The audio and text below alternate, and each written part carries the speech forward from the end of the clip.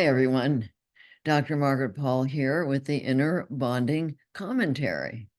The article I'm commenting on today is called What to Do When Your Emotional Needs Are Not Being Met on marriage.com by Cal Winslow.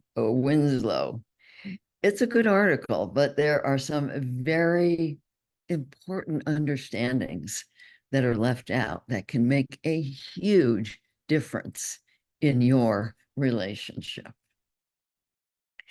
So here's the article, and let's see. It's been proven that emotional interdependence, where partners' emotions are connected and affect each other over time, is a key trait of healthy romantic relationships. And I totally agree with that. However, it says, due to a lack of an understanding, many people in relationships report feeling like their emotional needs are not being met. So something I want to say here is that there's two different reasons that people get into relationships. And one is to get love, to get their needs met. And the other is to share love. And the problem is that you're not able to share love unless you're actually taking responsibility for your own feelings and for many of your own needs. So the article says relationships are all about connection, but what happens when that connection feels broken? When your deepest needs go unmet, it can leave you feeling like a stranger in your own love story. Well, the problem is that there's two different kinds of needs. There's needs that only we can meet, needs for seeing ourselves, valuing ourselves, validating ourselves, taking responsibility for our feelings. Then there's needs in a relationship, which is having each other's back, being interested in each other, listening to each other, learning and growing with each other. These are wonderful needs that we have that can only be met by another person. But the problem is, if we're expecting somebody to meet our needs to be worthy and feel safe and feel validated, then it becomes a problem. And so it says maybe you crave validation, but your partner's compliments are rarer than a full night's sleep with a newborn. And so if that's the case, if your partner's validation is rare, there's a very good reason for it. And it may be that your partner is in resistance to taking responsibility for validating you when it's really your responsibility to be validating yourself, to be learning to fill yourself up with love so that you can share your love for your partner rather than trying to get it. Says, or perhaps you yearn for quality time, but date nights keep getting canceled, and quality time seems to mean watching TV in silence. Okay, if that's a problem, there's a good reason for it. And one of the hallmarks of a good relationship is people being open to learning. And that would mean if your partner doesn't want to spend quality time with you, to say, there must be a good reason that you don't want to. Is there something I'm doing that makes you not want to spend that kind of time with me? This is being not only open to learning with your partner, but being open to learning about yourself.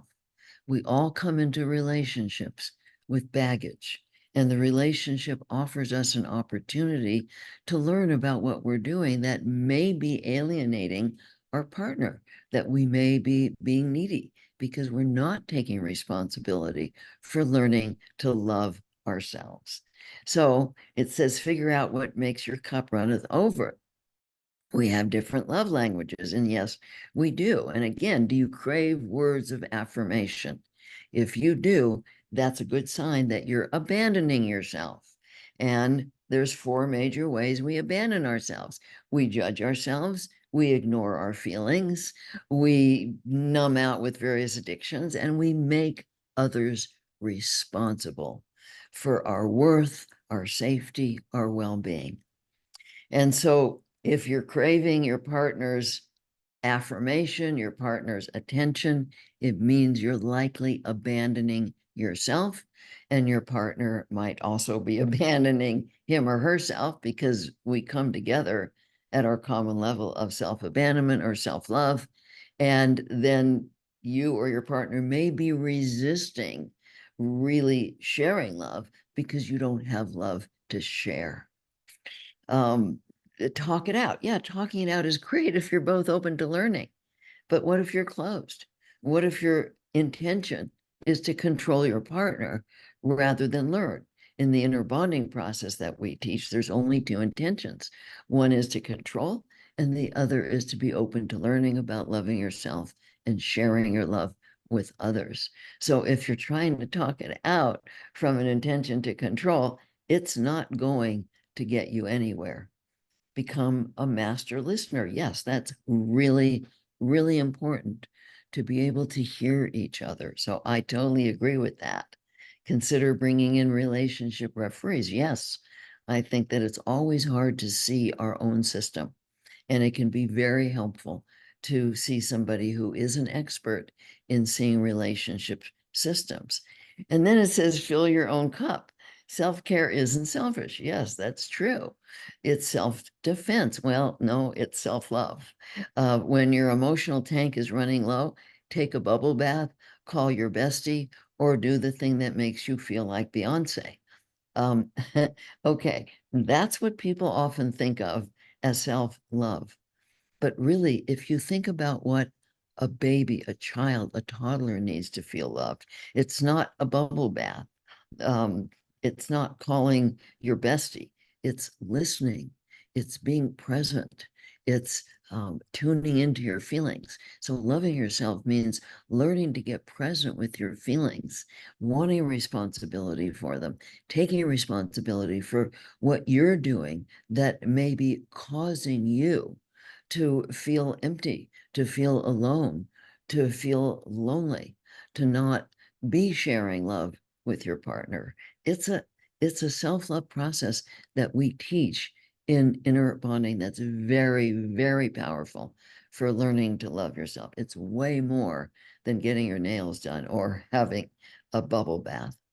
Set boundaries like a boss. Well, sometimes people need to understand that there's a difference between trying to control, which means setting boundaries like a boss, and what a boundary really is.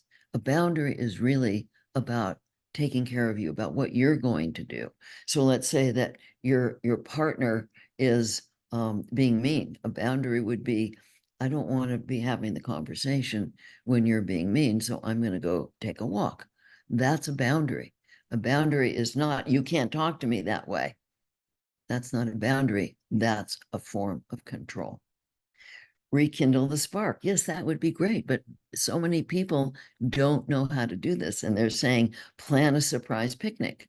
But if you're distant, if you're not open to learning, if you're not already feeling connected, a picnic is not going to do it. Have a game night. That's not going to do it. You need to be working on a deeper level of why aren't you connected? How are you abandoning? How are you trying to control?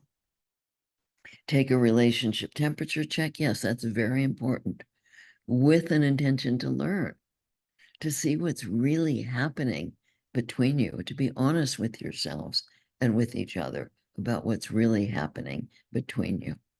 Lean on your crew. Yes, sometimes it is important to get help from others, your best friends, people who really care about you, but people who are going to be honest with what they may see you doing. And then talk to a therapist. Again, yes, that could be extremely important. If somebody, if the therapist understands relationship systems, the therapist can be extremely helpful in helping you each see what you do, not blaming each other, not pointing the finger, but helping you each see what you're doing or not doing, or what's possible in the relationship. So you might want to begin to learn the inner bonding process. You can go to our website at innerbonding.com and click on our free 7-day inner bonding course. I'm sending you my love and my blessings.